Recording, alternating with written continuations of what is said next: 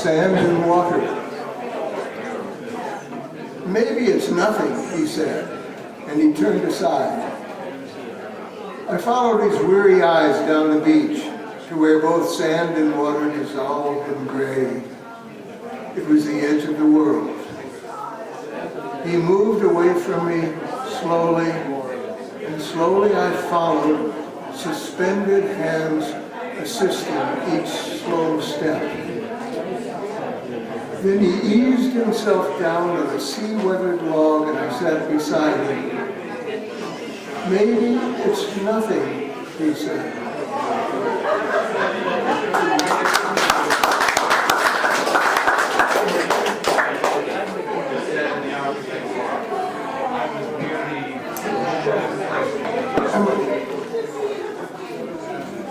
I'm going to read one poem from a series of poems that I would never have written if it weren't for a good friend of mine, Kate Thompson. Some of you know Kate Thompson as the award-winning author of children's books. But at the time I wrote this, she was not yet the award-winning author of children's books. She was a fellow poet living in Clare who had seen a number of fictional narratives that I'd been writing, and she thought I was wasting my talent. So she came to me one day and she gave me this stanza that she had thrown together. Last night the earth lay naked in the emptiness of space, and the cold kiss of the planets has left frost upon her face. And she said to me, why don't you take that and use that as a basis for a poem and see what you can do with it? Well, I didn't really think much of that stanza, but I sort of politely said to her, I'd think about it. I actually ended up writing 8 poems called under the title Thematic Variations. And I'll read just one of these. It's called number 1. That night, his bride lay naked. That night his bride lay naked as a fossil or a fly, with a cold kiss of reflection reflected in her eye. And he stood beside the window, frost forming on the pane, and saw the earth lie empty in a sweep of frozen rain. And she breathed his name so weakly, like a whisper from the dead, he was loath to know he heard her, disinclined to turn his head or to rise to the occasion and descend upon the bed. This morning, bells are ringing. People come and go. Rich fare is in the garden, garlands in the hall. Through groups of wan well-wishers she drifts in pleasant guise, and no one but a seer can see the question in her eyes, or that her lord, discoursing in apparent carelessness, longs to lift her in his hard hands and hold her pitiless, longs to carry her through doorways and tear off her morning dress.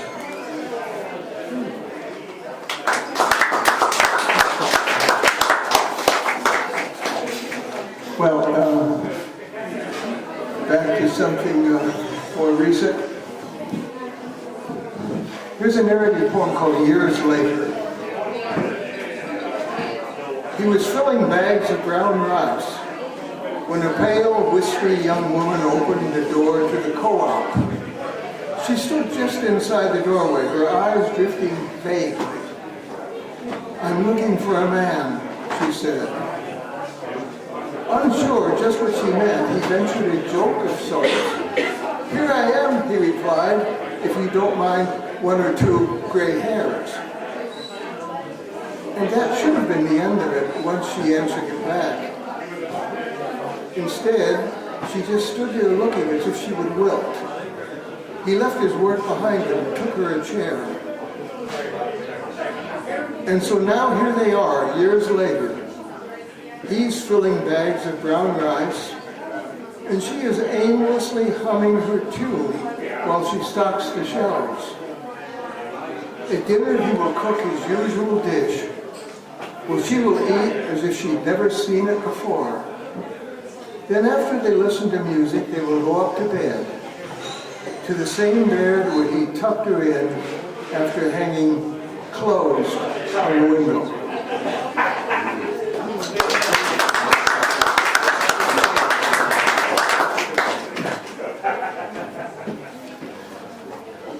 A decent skin. Oh, him, she laughed. He's a decent skin, I suppose. She spoke as we left the party, referring to one of the men who had clustered around her. I didn't think much about it as I drove her back to her house and followed her into her kitchen and up to her bed, as I did in those days. But I do think about it now. I think of his decent skin as he moves his hands, and then as his groin stretches, and then as he eases his stomach on top of hers.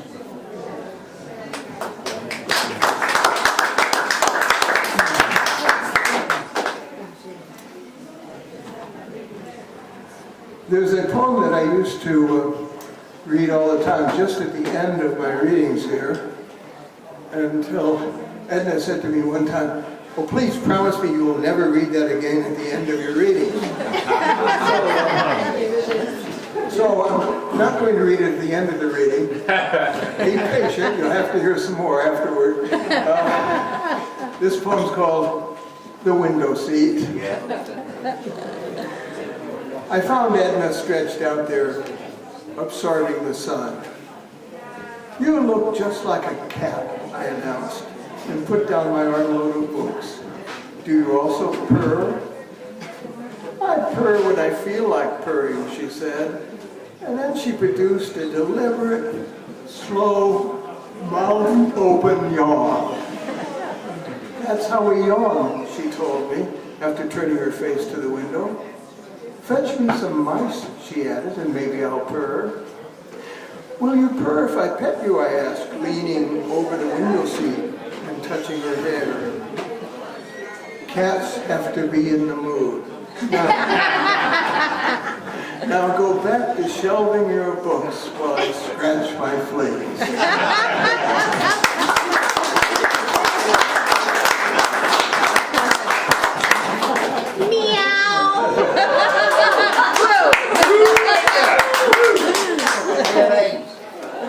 Just a few more short ones here. Wind and rain. We came to the back of the barn, and there we found it, a dead calf. We looked at the calf a moment, and then at each other. The wind was coming off the sea, scattering remnants of hay and tugging at our clothing. We had a warm house to get back to. It was about to rain. It wasn't our calf.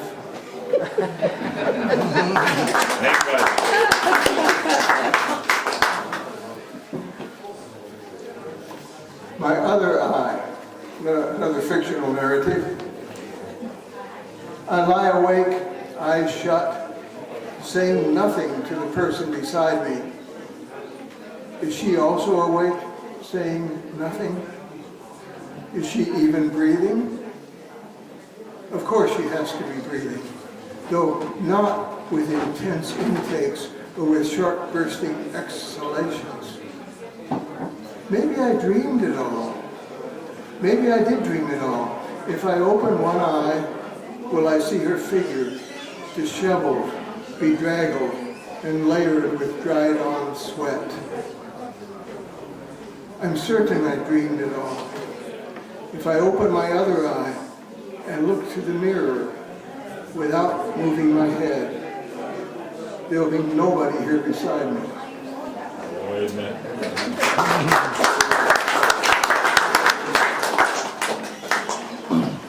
Something in the grass. She is kicking at something in the grass. Grass halfway up to her knees, nearly. Knees no doubt as coarse as her bare elbows. Add a few years, and she is my mother, out in the yard kicking spirits away as she feeds the chickens. Passing, I try not to stare, but I take in a dirty blonde head and a worn shirt open at a scrawny neck. Beyond, I give her the crazed eyes that dog me from life to life.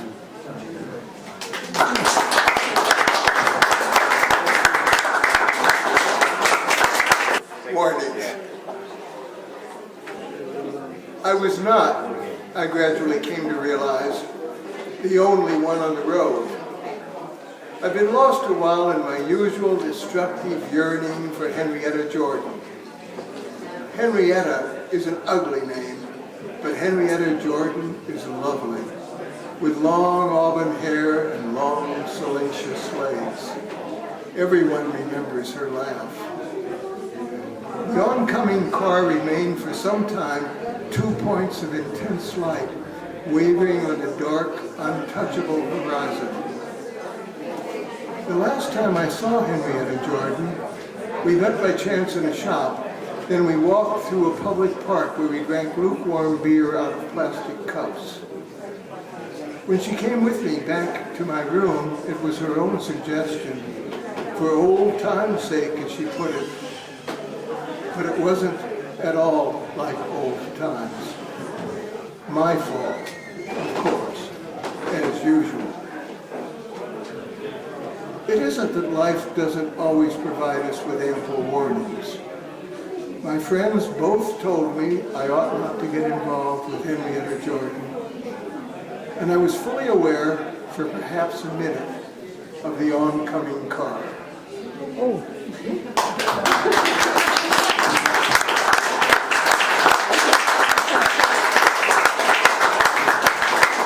What's your recommendation to young boys getting started out in the future, please? What's your recommendation?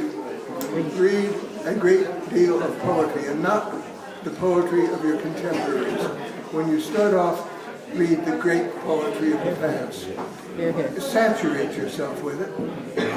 Then read the best you can find of contemporaries. And write as much as you can, but don't be in a hurry to publish.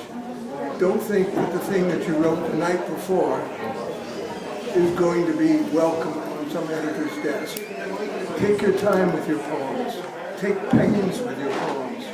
And then, when you feel, after some time, that you've done all you can with them, then see what other people think of them. Try your luck. And good luck to anybody in that situation. It took me years getting started, and I think that's the best way. So I'd like to reflect on something. You've got a thing called King John's Castle here in Limerick. It's just lovely to cast your mind back to when you first read your poetry there, would you please? Remember that? Oh. And those that wrote it, and those that read with you. Oh, I do. Read. Just well, yes, Kitty Braden was the one that was organizing it all, I believe. And it was Seamus O'Canada who got me involved in reading there when I first was settling in the 1960s into a life in Clare.